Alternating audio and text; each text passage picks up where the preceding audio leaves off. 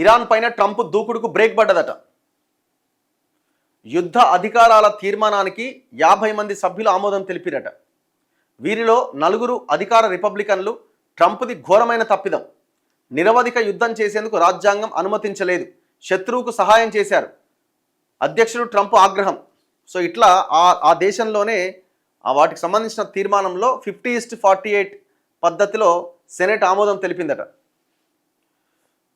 So ఆ Republicans అక్కడున్న party అధికార పార్టీ కాబట్టి వాళ్ళు అనుకూలంగా ఓట్లేసిరట, వ్యతిరేకంగా మిగతా వాళ్ళు ఓట్లేసి. ఇదేంటంటే పశ్చిమాసియాలో మోహరించిన బలగాలను వెనక్కి తీసుకురావడంతో పాటు సైనిక చర్యను ఆపేయాలి అని ఆదేశించే యుద్ధ అధికారాల తీర్మానానికి 50-48 సో మెజారిటీ ఆపేయాలనే వాళ్ళకి ఆమోదం దొరికిందట. సో 50-48 తేడాతో సెనెట్ ఆమోదం తెలిపింది. తీర్మానానికి అనుకూలంగా ఓటు వేసిన వారిలో అధికార పార్టీ రిపబ్లికన్కు చెందిన 4 సభ్యులు కూడా ఉన్నారట.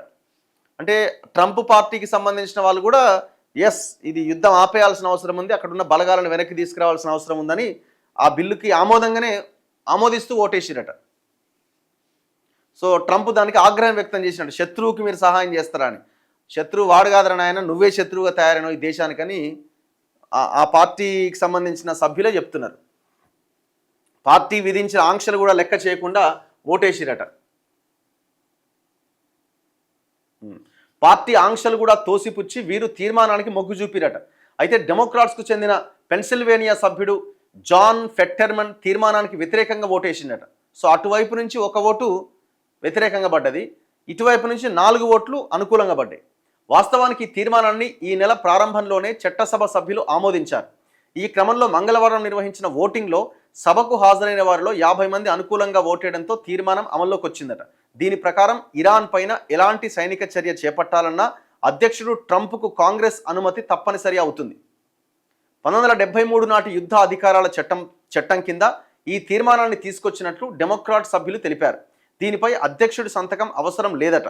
సభలో ఓటింగ్కు ముందు జరిగిన చర్చలో డెమోక్రాట్ సభ్యుడు మాట్లాడుతూ ఇరాన్ విషయంలో ట్రంప్ చేసింది చారిత్రక తప్పిదం, అమెరికా ఇప్పటి వరకు చేపట్టిన అత్యంత ఘోరమైన విదేశాంగ చర్యల్లో ఒకటిగా ఇది చరిత్రలో నిలుస్తుంది.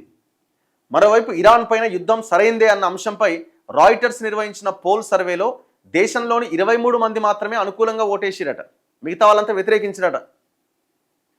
తీర్మానాన్ని ప్రవేశపెట్టిన డెమోక్రాట్ సీనియర్ నేత, విదేశాంగ విధానాల స్థాయి సంఘం సభ్యుడు గెర్గ్ మీక్స్ మాట్లాడుతూ అమెరికా ప్రజలు గ్యాస్ సహా నిత్యావసర వస్తువుల ధరలు పెరిగి అల్లాడిపోతున్నారు. ఈ యుద్ధం కారణంగా 13 మంది సైనికులను కోల్పోయాం. ఇరాన్ ట్రంప్ను ఘోరంగా దెబ్బతీసింది.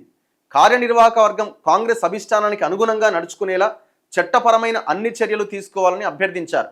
కాంగ్రెసే అత్యున్నతం, విఫలమైన యుద్ధానికి కాంగ్రెస్ ఎన్నడూ మద్దతు ఇవ్వలేదన్నారు. దీనికి ట్రంప్ ఏమంటుండంటే నన్ను దెబ్బతీయడానికి ఈ తీర్మానం పెట్టిరు, అంతా కలిసిపోయారు మీరని.